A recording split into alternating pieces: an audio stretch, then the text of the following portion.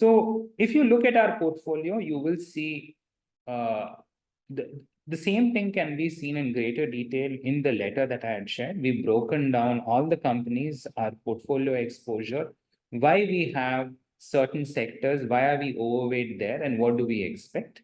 So I'm not looking at covering them today at a granular level, but if there are any questions, we'll be able to address them in the Q&A session.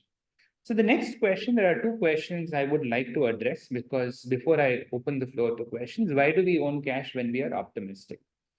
Now, in order to explain this and where we are in a cycle, I need to go into slight amount of history such that I can explain some data points. Now, what does this table tell you? You take any sector in India, it doesn't matter which sector, I'm not concerned. Right from a cyclical sector to a consumer sector, there has been something that has been happening in the last decade. Well, I'll explain what this means. So let's take cement, for example. Cement in 2010, the top 5 companies used to consolidate and own 35% of the market share. As of 1 year back, that same market share went up to 58. And if you've been following cement, two things have been happening. There have been capacity expansions coming up and being put by the larger players.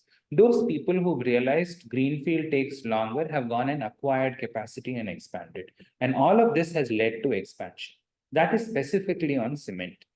And this numbers basically will transgress all the sectors.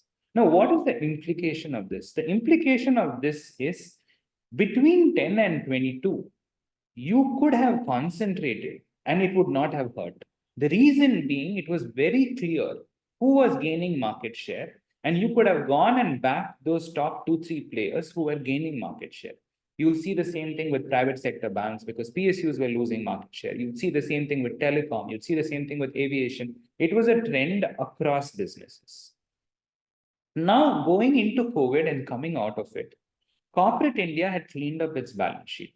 As a result of which, tier 2 and tier 3 companies, which I call as typically tend to lever up significantly when they expand, also had cleaned up their balance sheet, and hence their ROEs began to expand. It's one of the reasons microcap index is the best performing index in India at the moment.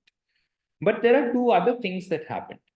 One is capacity is coming in a significant way, not only from the large players this time, because that was not the characteristic last decade, from even the smaller players.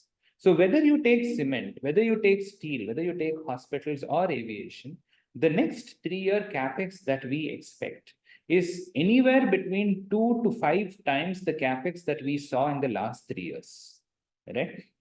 Sorry, last 5 years. So effectively, this capex, if it is coming only from the top 2 or 3 players, then it's a great sign to concentrate. But that's not what's happening because it's coming from across the board.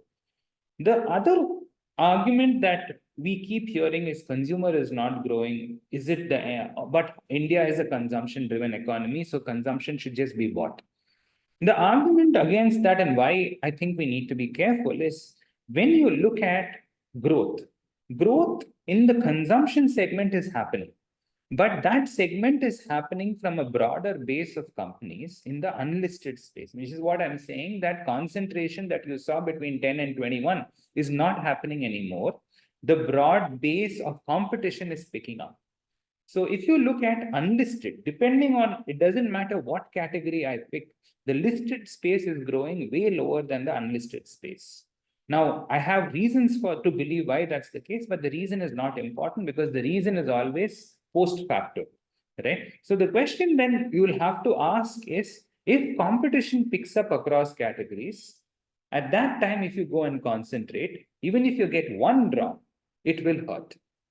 And if you look at this across spaces, for example, remove the top 100 companies, 2,700 companies, if you go and look at their net cash over the last 3 years, it's significantly improved. And the same thing over the last 5 years also. Due to capital inflation, today competition in the banking industry is also picked up. Today, SBI and Canara are lending competitively, if not better than the private sector banks, which didn't happen earlier. End of the day, the servicing has also gone up significantly. That again effectively means their balance sheets have improved.